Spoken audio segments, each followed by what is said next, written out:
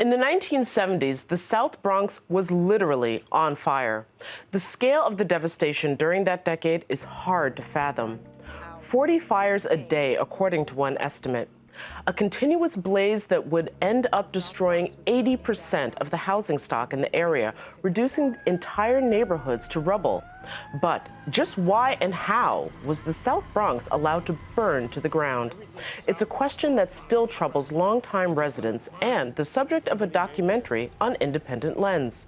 Decade of Fire follows a Bronx-born activist as she uncovers the untold story behind the fires, revealing shocking neglect at every level of government. Here's a preview. I grew up in the South Bronx in the 1970s, during the time of the fires. Landlords were burning our buildings for profit, and they didn't have to rebuild our homes. 250,000 people displaced, residents and grassroots organizations had no other choice but to fight back. These were our homes. This was our neighborhood. We weren't gonna take it lying down.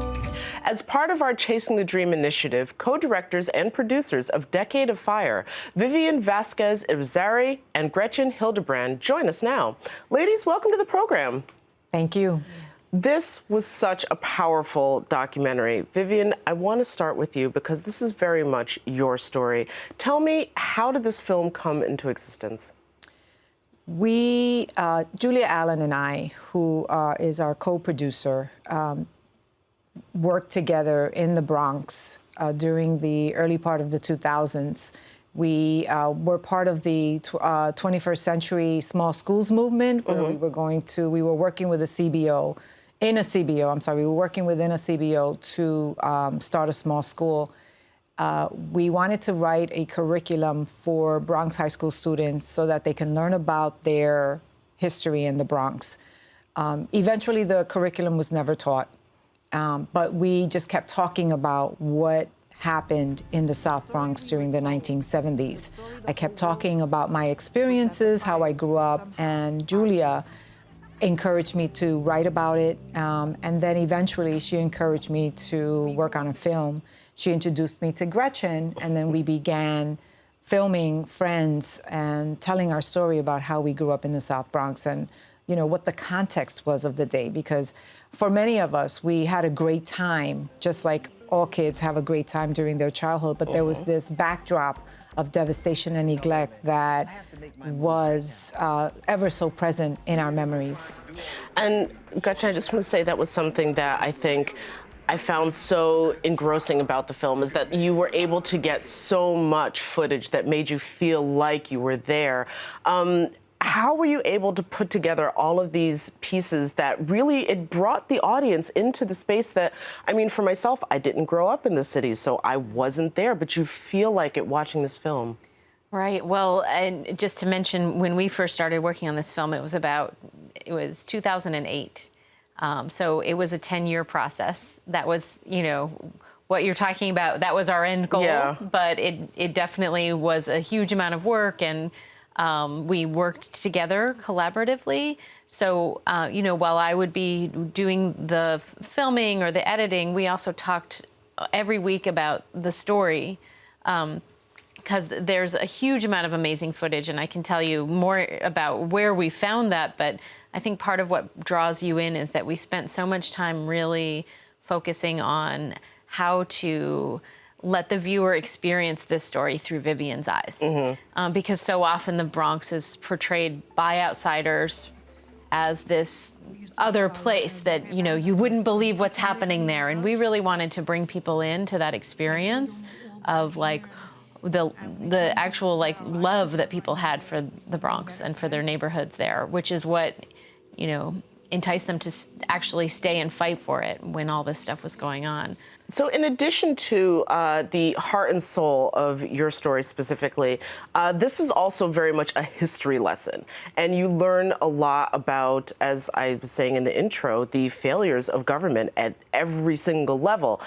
Let's go back to just one of the big issues, and that was the redlining, the creation of the South Bronx, if you will. Why was it so important to make people understand how, like, first of all, why this neighborhood was intentionally created the way it was? So redlining began actually in Brooklyn, right, in the beginning of the 1900s, and it starved-off neighborhoods that banks or policymakers just wanted to kind of get rid of, right? So when it came to the Bronx, it basically came, the way that I interpreted it was, this neighborhood is a bad bet because we now have a growing number of African American and Puerto Rican people living in it, and there is no use in supporting this neighborhood. These folks don't know how to take care of themselves, so we might as well just leave them there. And so what that meant in, practical terms was that folks were not provided with any loans. There were no resources to help build or restore, maintain the buildings, which was really important. These were pre-war buildings. A lot of the electrical wiring was old. They couldn't support the new appliances that were coming into play at that time, like, hair dryers and heaters and things like that.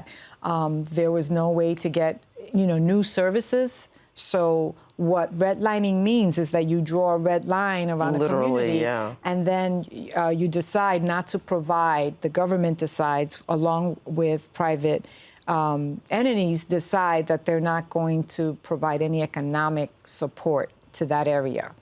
And that devastated the community because we needed economic support. Every community needs a level of economic, political, and social support.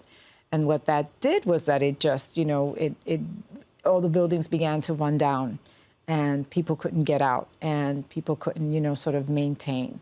When someone buys a home nowadays, right, you get a loan, you want to fix it, you refinance, you do something, there was no economic incentive to support the South Bronx. And of course, the film also addresses that there was no economic incentive, at least on the part of the landlords, to support.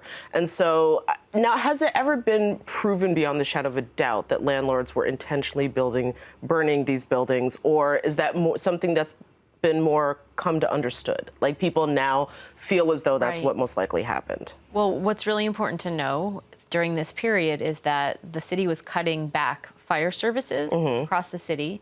So it was cutting back the fire department's ability to respond to fires, and they cut dramatically the number of fire marshals, who we talk about this in the film. Fire marshals are the people who show up to investigate the causes of a suspicious fire. And I think the numbers vary over time, but it was woefully understaffed. So the vast majority of fires, if they were recorded at all, because many fires never even were recorded, were not investigated. So it's very difficult to know the causes of many of these fires because they happened 40 years ago and nobody ever took down records about what happened. But there were a handful of prosecutions, and there was a federal investigation by FEMA, actually, into the practices of landlords and also the insurance companies as well. But, as we found this research by Vivian goes to different archives and digs it up. It is not out there. It's not in the public mind that this is something that was a pretty widespread practice by a certain time. But anecdotally, it was well known. Well, actually, Vivian, that's one of the, again, so many reasons why this film is so important. And it addresses the issue also that a lot of people in the neighborhoods in the South Bronx internalized and blamed themselves for the fires. And there's also archival footage of city officials at the time saying point blank that it was the fault of the people in the South Bronx. And this film lays out a case for why it's not, and why the neighborhood and the people shouldn't be blaming themselves. Why was that so important? Because if you look at current day, you walk around, and I work in youth development, right? And we see young people carry a legacy that doesn't belong to them, that they come from the South Bronx, so they come from some poor neighborhood, and the narrative that is the conventional wisdom is that poor people are poor and their neighborhoods are run down because they don't know how to take care of their neighborhoods. That's what we often hear. That's what we often heard. You know, we were blamed. Oh, the people from the South Bronx, they set the, you know, oh, it was arson, and the people in the South Bronx burned their buildings, right? That's what we often heard.